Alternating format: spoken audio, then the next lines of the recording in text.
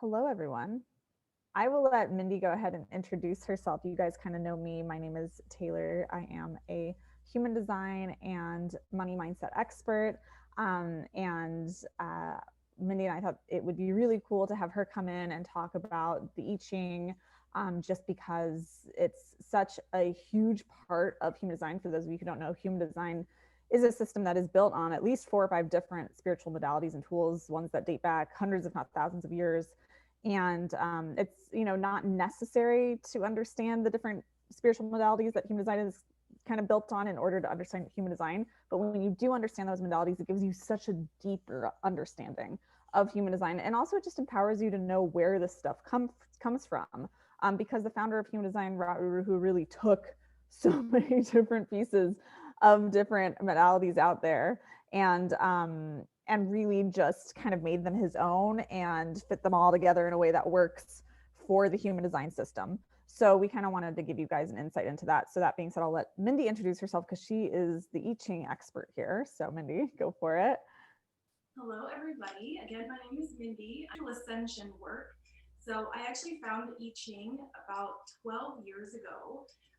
Really long time to have been using this modality. I actually have several different books that I'll be referring, including an oracle card deck. If you guys are interested, you can actually pull cards for the human design gates. And I have the I Ching here, the original. Of course, these have been translated from their original versions, but the Tao Te Ching, or the Book of the Way, the Book of the Path, is sort of the Bible. And then all of these would be like the New Testament and the Book of Mormon or whatever those are that kind of branch off. So I wanted to start with the Tao Te Ching just because that's really the father, the founding father of all of these modalities that come from ancient China. So this is actually the teachings of Lao Tzu. You'll see them a lot on tea bags and on inspirational quotes. Some of the quotes are, the more you know, the less you understand.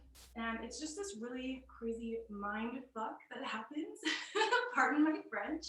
But it's just sort of that understanding that darkness is clarity and vice versa. So really the fact that human design is leading people to Taoism and to the I Ching is such a beautiful thing in my eyes. I just get so excited about it because the more people who can find these types of modalities, the more awakening that can happen, the more ascension that can happen.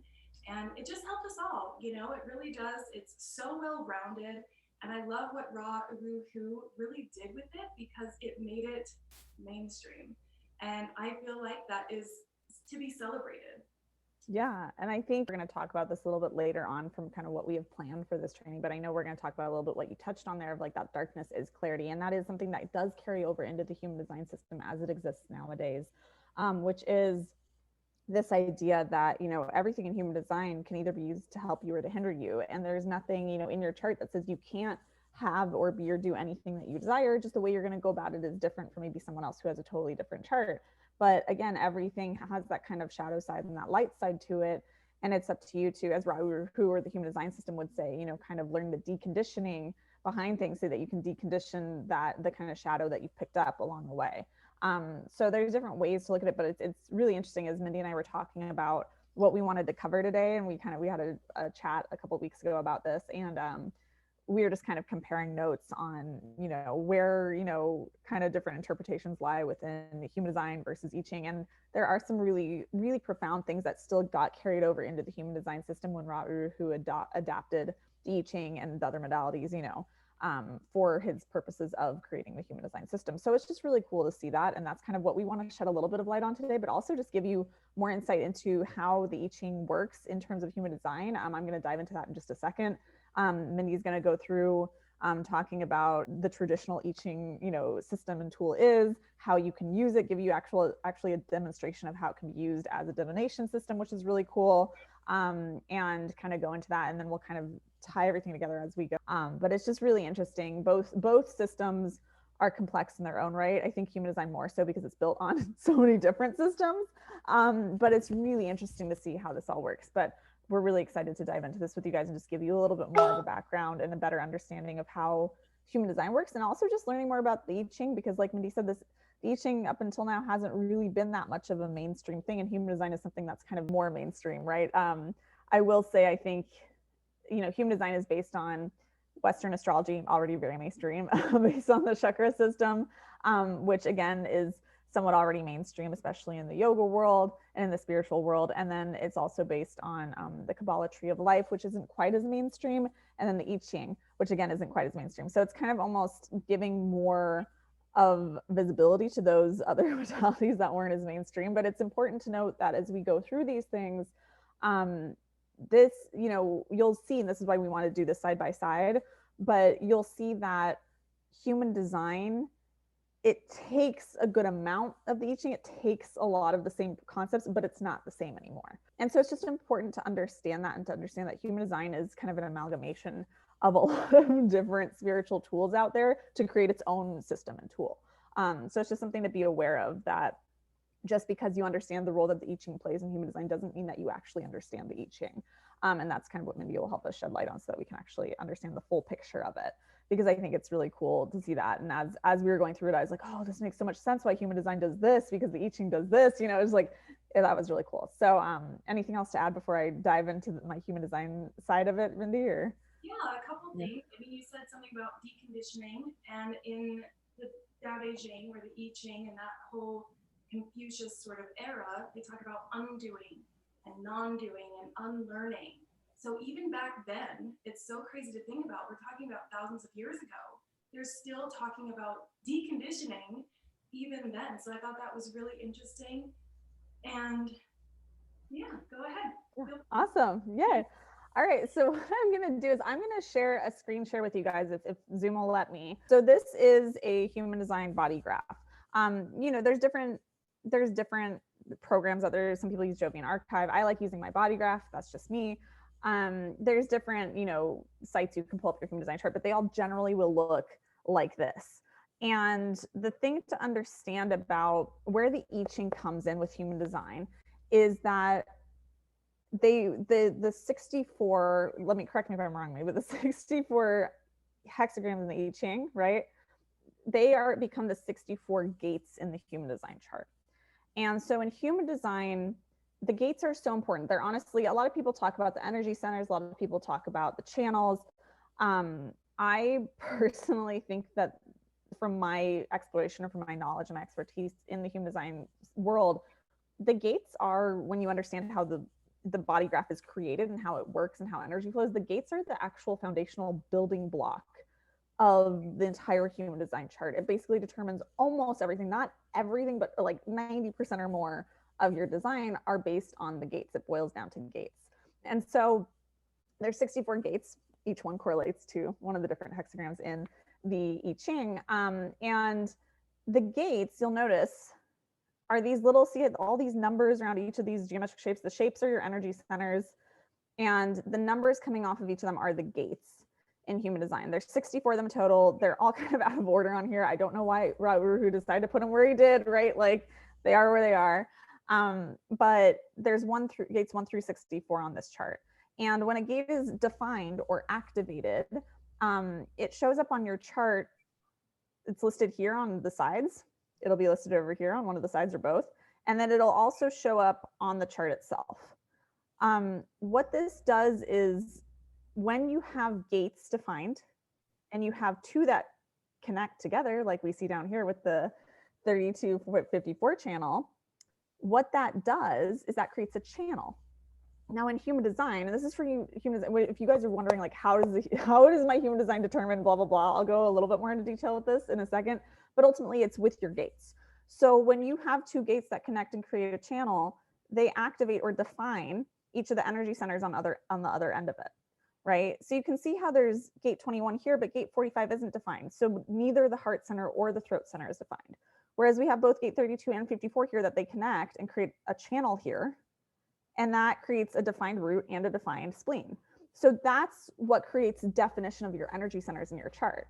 And why this is important in human design is because the combination of defined energy centers you have creates your energy type and your authority. And so that's where it gets bigger and bigger, right? And 90% of what it takes to live your design, even according to most human design experts, is living your strategy and your authority, which is your energy type and your authority, right? So it's like, if you want to even master the basics of human design and leverage your design, it comes down to what gates are activated in your chart, because that creates your energy type. It creates your definition in your chart. It creates your authority, all that. So for example, on this chart, this person this is just a random birthday I typed in birth time to give you guys a sample, but this person would be a projector. And the reason for that is because they don't have their sacral center defined. If it's defined, you're automatically either a generator or MG. And they don't have their throat defined and connected to a motor center, which would be the either, for a manifestor, it would be the solar plexus center or the heart center. It's not connected to any of those. And they have at least some centers defined, which means they're not a reflector. So therefore they're a projector. And so this just means that this person's a projector. It also means because the spleen is defined, they have a splenic authority. If instead we saw a connection from the root to the solar plexus, they'd have an emotional authority, right? And so it's just like the centers also determine which authority you have. So it's just kind of to give you guys an example. This is all just kind of more if you just want to nerd out about human design as much as I do. But I remember when I got into human design, I was like, but why am I a projector? But why do I have a splenic authority? But why is this like this, right? And it's just, and then when I started understanding how charts are created, how they're born, I realized it all boiled down to the gates, right? The gates, how they actually get activated is actually something we see more. You can kind of see it here, but I want to give you guys the view of the rave mandala. So in human design, the rave mandala, this is this wheel of this rave mandala, right? So as you can tell here, you can see that there's these different colored lines coming here, and they have little symbols on them. These are the symbols of different planets or celestial objects and where they are in the sky at the moment of your birth, and then 3 months before the moment of your birth. Is it tells us what gate they were in or which hexagram they're in, and then that activates that gate in your chart. And which planet activates the gate, flavors the gate a little bit, which line it presents us, because there's 6 different lines each gate can present with, it flavors the gate a little bit. And all of this kind of, especially the different lines in each gate, correlate to, stuff in the I Ching as well. But, the big thing is understanding that when you have something like here, we have the sun, this is the symbol for the sun in gate 21. So that means gate 21 is activated in their sun sign. So it's one of their biggest gates in their chart. It's one of the main themes of how they share their light in this world. We also see, and it's for them, this is conscious because it's in black. Any of the, you see gate 21 here, and this is a black line. It means it's conscious for them. They're more conscious of this ability in their life. They're more conscious of this gift because each gate holds its own kind of gift and trait and superpower. But then we also have the sun, unconscious sun, right, activating gate 38 in their chart. So it's going to appear in red on their chart as a red line. And that's just, kind of the basics of how the planets, how everything is activating your chart. So ultimately, human design comes down to the reason the moment of your birth is so important is because where each of the planets were in the sky determines which gates are activated in your chart. That determines which channels you have or don't have, which determines which energy centers are defined, which determines your energy type, your authority, all that goodness. Your profile is also determined by which of the 6 lines your Earth and Sun gates were activated with as well. So even that is somewhat contained in the gates as well. So almost every element of your chart comes back down to which gates are activated. And so that's just kind of how this all works. You'll also notice we're in that more traditional view of the body graph. These are all those same gates that were kind of listed in the Rave Mandala. They're just laid out here. Everything in black is the conscious stuff. This was what was activated at the moment of your birth. All of the gates here are listed in, red are the ones that were activated 3 months before the moment of your birth. So ultimately, each gate is its own superpower, is its own, unique thing. This person, for example, like I was saying, they had gate 21 in their sun gate, their sun personality gate. And it's just this gate 21 here is going to be one of the most important gates in their life. It means they're very good at managing resources. This is how they're good at managing people. They're good at managing resources, money, time, food, like all that stuff.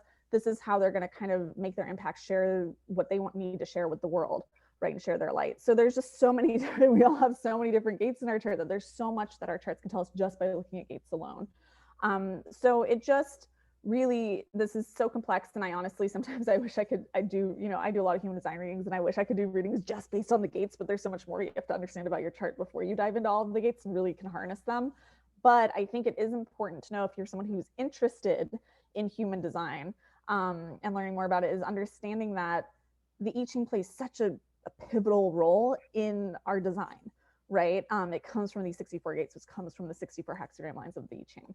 So that's kind of what it generally boils down to. I think we have, yeah, girls, and so much stuff hurts my head. Yeah, it's a lot. Human design is a complex system. But when you start learning the different pieces of it and how it all fits together, it gets to be a little bit more manageable. Katie asked, what about the triple split, which decides which one is your authority? Yeah, so actually when we talk about split, that's something different in our charts, Katie. It's actually how many groups of defined energy centers do you have kind of talking to each other or connected. If all of your energy centers, like this chart in particular, is a single definition, because it only has 200 centers defined, they have to be connected, right? But if this person also had maybe their heart and their solar plexus defined, but they didn't touch these other centers through a channel, that would be a split definition. There's two distinct groups of defined energy centers then, right? But they're not talking to each other. Triple split just means there's 3 distinct groups of energy centers not talking to each other. Quad split means there are 4 distinct energy groups or energy centers grouping that aren't talking to each other. So hopefully that answers that question. But that is still determined by gates, right? Because if you had different gates defined, you'd have a single definition or a split or whatever. So that's kind of, again, it all determines that. So hopefully that answers your question. There's a lot more I can say about definition, but that's a more advanced thing. Okay, I will turn it over to Mindy though, because that's just how the I Ching plays into human design. It fits in as the gates, which are so pivotal and so important, so foundational.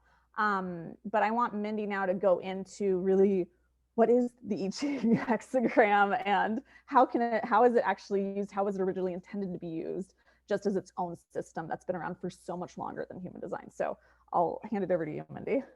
Absolutely, yeah, thank you. So you guys can actually follow along with this. We're going to do a little bit of a demonstration. If you have a piece of paper and 3 coins, doesn't matter what coins, just needs to have heads and tails. Like I said, this is a divination system, so it really is like pulling cards. It's supposed to be completely random, but then you have the 64 options for a message that you will get once you've rolled these coins. So it's a really cool way actually to learn the gates. If you wanted to do the rolling coins, roll something every day and have your own message, and then you would memorize that gate a little bit more intensely because you got that message. And then of course, applause to you if you end up getting the hexagram that's also in your chart because, you know, we're intuitive like that. So I'm going to go ahead and just adjust here so you guys can see what I'm doing. So you're going to want to roll your 3 coins all at one time. And every coin is going to have a number value. So if it is heads, it's worth 3. And if it's tails, it's worth 2. So I have 1 head and 2 tails. So I got the number 7. And you're going to start at the bottom of your paper. And you're going to do this 6 times. So we'll just do this quick here. I got another 7. And yet another 7. This always seems to happen to me whenever I'm doing this. It's just like the same number again and again. So maybe we'll okay, this time it is all tails, so that would be a 6. And all heads, which is a 9. So we're going to do it one more time. And another 7. Okay, so okay, now, Mindy, let me ask, because I just want to clarify, in case I missed anything, but I want to understand too. So with this, when you're rolling them, and I know you're rolling 3 coins and you're seeing if they're coming up heads or tails, each of them, what are the point values for those? So heads are 3, tails are 2. Okay, okay, and then perfect. you just add them all up. Okay. And then everything that's an odd number is going to have a solid line. And then a broken line for anything that's even. And you guys will notice, if you're very, very astute, that when I pulled up that rave mandala, those, you know, little numbers, which were each of the gate numbers, they also sitting on top of them had 6 lines. Some of them are solid, some of them are broken. This is where it comes from in the I Ching. Right. Exactly. Yeah. And when you have the body graph and the planetary placements that go down on black and red, it's like 21 point, 1, 2, 3, 4, 5, or 6. So when your profile 3, 5, that would mean that it's bringing attention to the 3rd line, and the fifth line, which is really cool too, that it incorporates the individual lines. I think that's so cool. Exactly. So then what we do is split these in half. So you actually have 2 trigrams rather than 1 hexagram. And then we come to our chart here, and you can just Google this. So you guys who are following along, you just want to Google the I Ching graph. It looks something like this, and you find your message. So the top one here is solid, solid, broken, which we see is sun and wind. And the bottom is all solid lines, which is the very first one here, which is heaven. So that's kind of cool, wind and heaven. And I love that it brings those elements forward, and I think that has something to do with the planetary placements in the Rave Mandala, because these are more archetypes for the, not the seasons, but archetypes for the elements. So we have wind, and we have heaven. And then you're able to look at the graph, and on this one, it gives us number 9. So now, number 9 is your passage that you're going to read. And it has its little translation here. Again, you can Google these. This one is called The Taming Power of the Small, represented by the spider. And it's all about determination, not giving up. Even if your influence is tiny, you still want to propel at your highest potential, even if you feel small in the moment. So for those of you growing audiences, or those of you who are second guessing yourself, this is that message for you. And what you would do is read the little passage that goes with number 9 and then the first line. So you can actually see that there's individual passages for each line itself as well. So when you are looking at your body graph and it's 21.3, then you would want to read 21's passage and turn to that third line. And then you have a passage specifically for that. So it goes so much more in depth than just having the number 9 as a gate or the number 21 as a gate, because you also have these lines, which just adds that deeper layer. So then what you would do traditionally is to have your hexagram here, read the passage in just the first line. And then it goes deeper. They have what's called changing lines. And that's everything with a number value of 6 or 9. And if you guys have researched a little bit into Nikola Tesla, he said you'll understand the universe if you understand the numbers 3, 6, and 9. So how interesting that thousands of years ago, 6 and 9 are still very important. So I have one number 6, and then that one now becomes solid. And I have another message to read now. So now all of my lines are solid. And that is heaven and heaven. And that gives me the number 1. And the number 1, if I'm not mistaken, is yin energy. Yes, the creative. So then you would have the passage itself, and you would read the number values of 6 and 9. So then you have just that added tidbit, or like in tarot card readers and oracle card readers, if you do that, it's like having a clarifier card.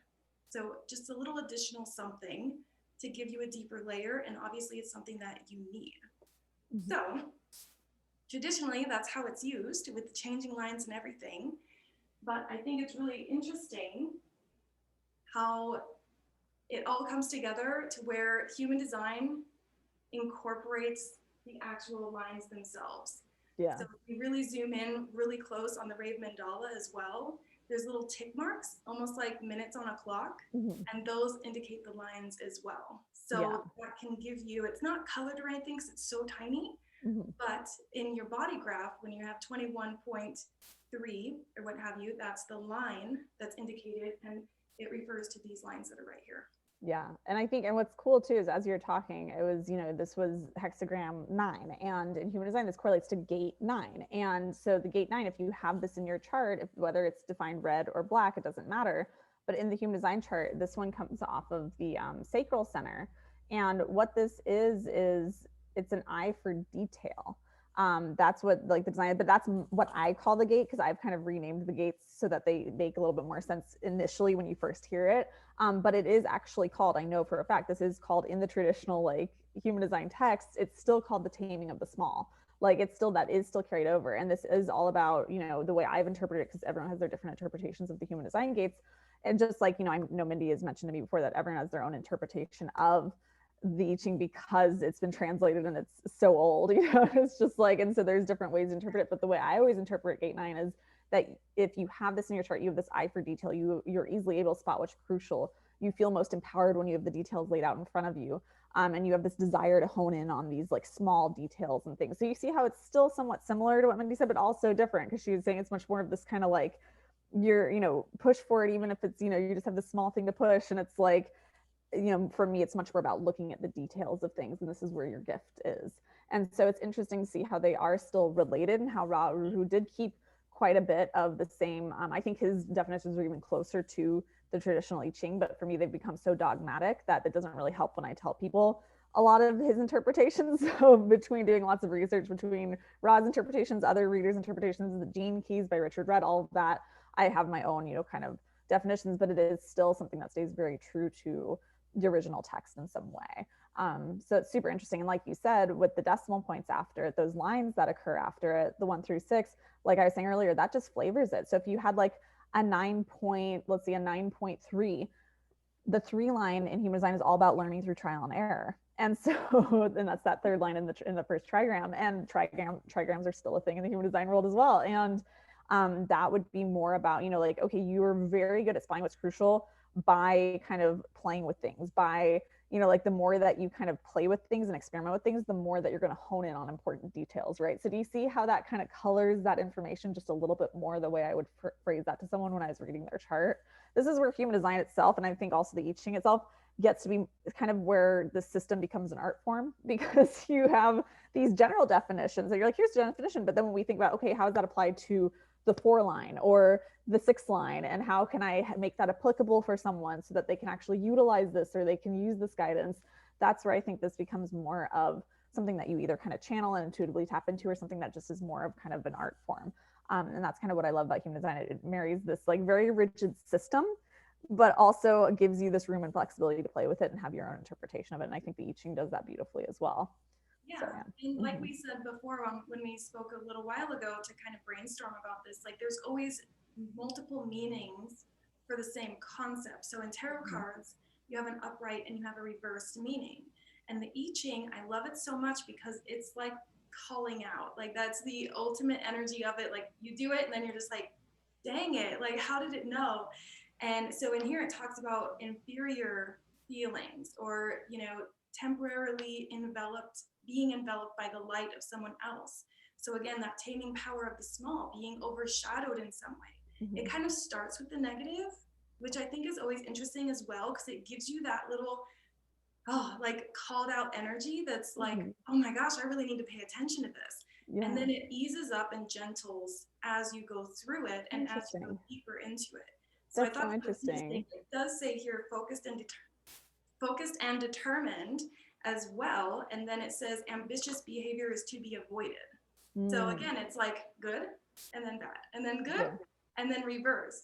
So that's so interesting. And it's funny because even when I do my interpretations of the gates, I often tend to look at like, here's how you can best harness this, but then here's also just the word of warning or the things to be aware of, the shadow side of it. So I intuitively do the same thing, but I was never taught. And I think that's such a beautiful thing that I didn't, you know, really fully take in. I think that when we talked about it, but it's that kind of like validating people, but also calling them out up front and being like, look, this is what you're feeling, but I get it. And like, you know, it's okay. And here's how we move through it.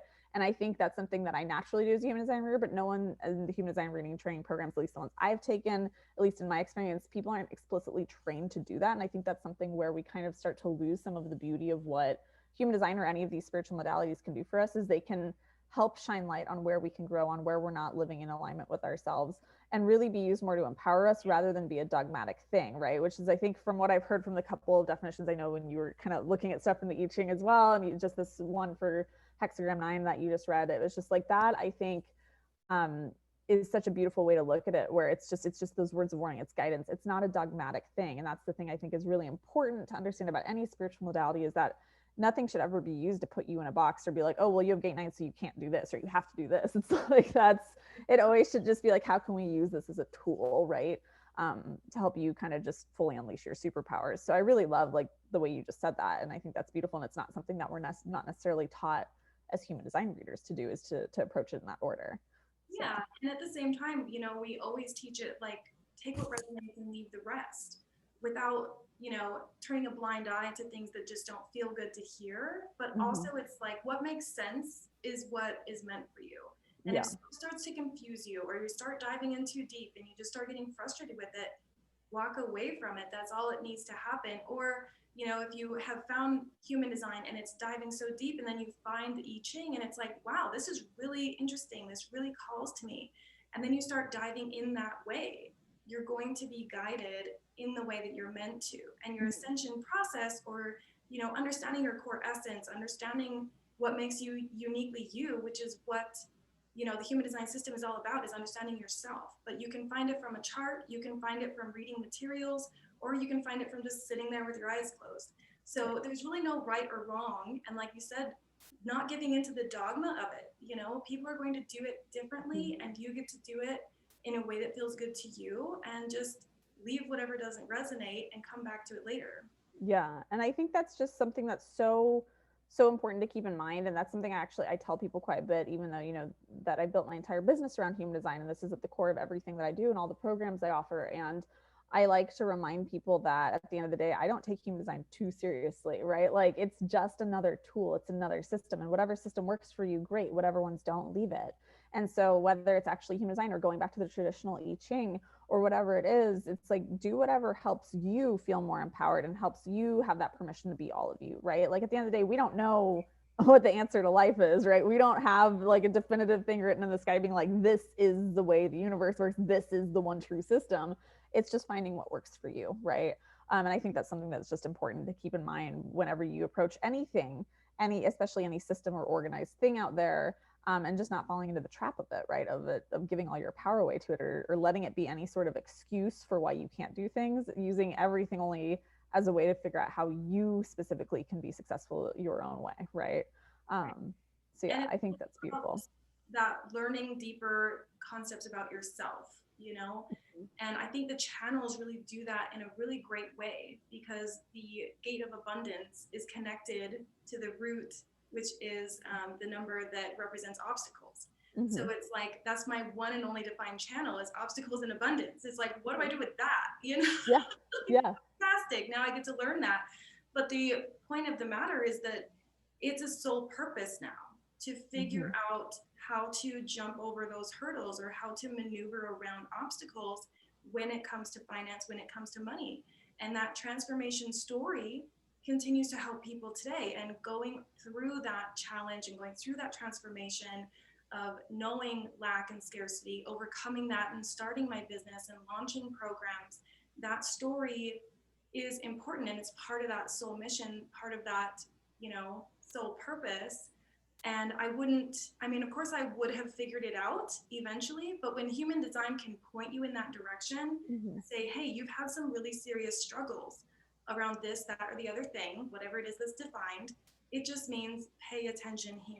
Come back to this original storyline, or this original transformation, and begin to, you know, collect the chaos of it, make sense of it in your own way, and of course eventually share it with the world to then help others, and, you know, the spiral continues. Yeah. And I think also something that's important to remember especially when we talk about human design, what I think the I Ching does well that people sometimes lose when they start learning more about human design, is that all the guidance in all the 64 gates or lines or hexagram lines is really valuable to everyone. And it's easy, especially when you're learning human design, because it's so much more mainstream right now. It's easy to look at just your gates and learn the gates that are activated in your chart and say, okay, these are the things and I don't have to worry about the other gates at all, right? And that's not really true, just because, you know, what the I Ching does beautifully is, like you said, it's more of a divination tool, and it's more of this tool where, you know, you roll these coins, 6 times, you see the values you come up with, you go look it up in the book, and it's almost like pulling a card out of a tarot deck or something, or an oracle card. And it's just giving you that piece of wisdom that you need right now. And human design isn't necessarily meant to be a divination tool. It's not meant to help you tap into the guidance you need right now. It's more of a manual for your whole life. But what the defined gates in our chart tell us is these are the things we consistently have access to. These are our consistent superpowers. These are the things that come easily to us, right? They're also the things that can be our biggest tripping points if we aren't watching for the kind of shadow side of it, right? But what people tend to forget is those undefined gates in your chart, and even the undefined centers, right? The ones that aren't colored in, the ones that are white, the ones that aren't activated, those ones will still experience the energy of those at times in your life. And the reason for this is either when you're in contact with someone who has that thing activated in their chart, you pull that energy in with your undefined gate or center or channel or whatever it is. Or also sometimes when we see the planets, and especially the sun for most of us, or the moon if you're a reflector, transit through the different gates as they make their way through the different gates, then those gates become activated in us for that time that the sun is in that gate or that the moon is in that gate, right? And then we experience what it's like to have that energy for a short amount of time. So there's still a lot of guidance to be learned, and a lot of big human design teachers out there and people who've studied under Ra, and I think even Ra himself said things like, we have all parts of the human design chart within us. That's why it's in your chart. It might just not be activated, but there are all parts within you, and it's you are going to sample each of those parts, all parts throughout life, right? There's just parts that are going to be more consistently you. And those are the things that are defined. And so it's just important to acknowledge that. And I think that's what people lose when they look at their human design chart, that I think the I Ching does a really beautiful job of saying, like, this can all apply to you. Like, what do you need right now, right? And I think human design is more kind of like the way it's being presented, especially nowadays, is very much like, this is your chart. This is how you're designed to work. And in a way, yes, it is. And that's how I do teach quite a bit of what I teach. But you also do, it can be really valuable if you really want to get into it and really expand your experience and your understanding of yourself to understand the parts of you that aren't in your chart as well, because those are equally important. So yeah, absolutely. beautiful. All of the kudos goes to Ra who for putting the planetary placements as a part of it, because most of us have kind of a general understanding of astrology as far as the signs and what they are good for or what they represent, right? So water signs being emotional, fire signs being creative. So the I Ching, even thousands of years ago, each of those hexagrams have like that wind and heaven, right? So this is a lot of air. So that's going to fall at a certain place on sort of that wheel of the year or that astrological chart. Yeah. Ra Uru, who putting that together, I feel was just really innovative. And there's even other concepts that could be laid on top of it to make it even more in depth as far as the Wiccan Wheel of the Year or the Medicine Wheel of Native America. I mean, there's just so many things, and they happen to match up so perfectly that how cool is it that this human design system really awakens us to all of these different concepts. And then when you're drawn to it, if you're drawn to it, you go and look up the Kabbalah, you go and look up the energy centers and how those have generated, and the codons, the DNA codes, they just happen to be 64 of those. There just happens to be 64 of these. So I just thought it was really, really cool. 25 years in the making, putting these things together. And I mean, my hat just goes off to him for putting this together and for everybody who's diving into it, because it is a very deep well.